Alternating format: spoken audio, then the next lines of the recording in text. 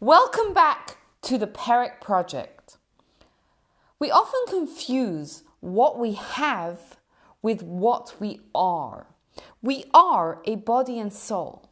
But when we're born naked of wisdom, naked of wealth, naked of good deeds. All these things, they can be gained throughout our life, but they can also be lost.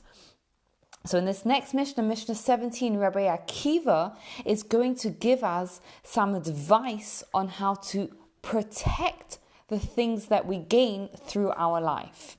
Now this is the famous Rabbi Akiva who was up until the age of 40 was a complete ignoramus, but because of his great willpower, his outstanding mind, and not to be forgotten, the selfless encouragement of his wife, he became the outstanding leader of his generation with 24,000 students who we learn from until this very day.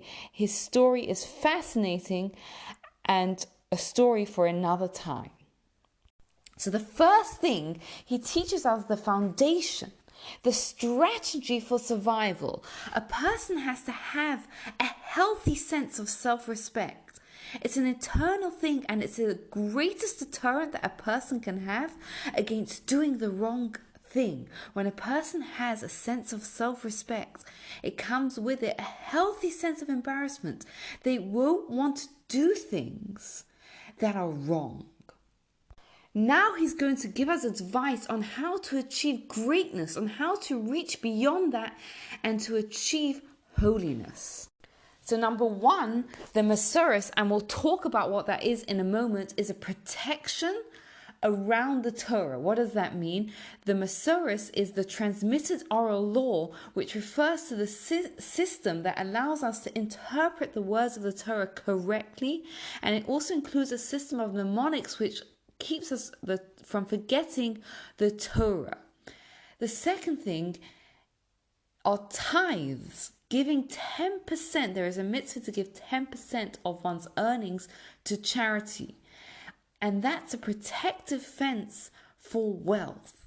What's fascinating is in Hebrew language, we often see one word that has two different meanings. And that's because there's an intrinsic connection between the two different words.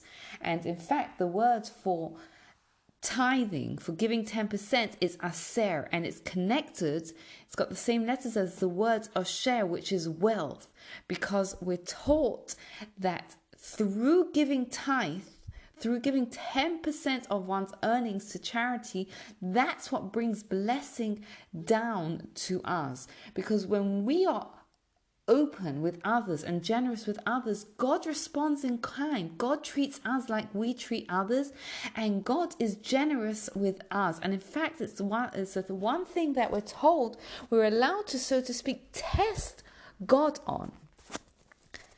And if I can share, I have personally seen crazy stories in my life where this has happened, where I've given charity and I've seen the money come back almost dollar for dollar. If you want to hear them, get in touch and I'm happy to share them with you. The third thing is he tells us that vows are a protection for abstinence. Sounds strange. What's going on? So first we have to understand, what is the Torah's view on abstinence? We understand this from the Torah talking about the case of a Nazir. What is a Nazir? Someone who makes a vow to not drink wine for a minimum of 30 days. And what does the Torah call him? It calls him both holy and a sinner. What on earth? How can he be both? So it's teaching us something very important here, that the ideal is the golden median. The ideal is not to be extreme on either side. But sometimes when we ourselves feel that we're inclining in too much in one direction, so for example, the physical pleasures of the world are there for us to enjoy, but when they become the primary focus that is of our life, that is when they can be harmful.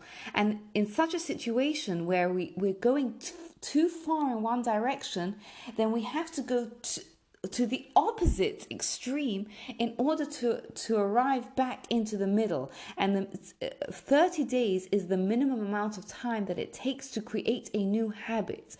So what it's teaching us here is that the Nazir, this person who who abstains from the wine is not the ideal. He's doing it to get to a goal. And in fact, the Torah says, it says he will be holy, which is implying that what's holy is that when he creates the new habit, which he's creating through the vow that he's taking, because sometimes we need the power of a vow so that we are accountable to ourselves, so that we can end up on the golden median and regain our balance. And finally, silence is a protection for wisdom. By listening to others, by thinking about what we hear from others before responding, we can increase our wisdom. In fact, we're given 2 ears and 1 mouth. It's a hint to us that we have to first listen and then respond and then speak and then share our wisdom with others. So we have to have a healthy sense of self-respect of who we are, and then use these 4 protections, the protection of tithing, of giving charity, of vows when we need to regain our balance, and of listening and silence to protect what we can gain throughout our life.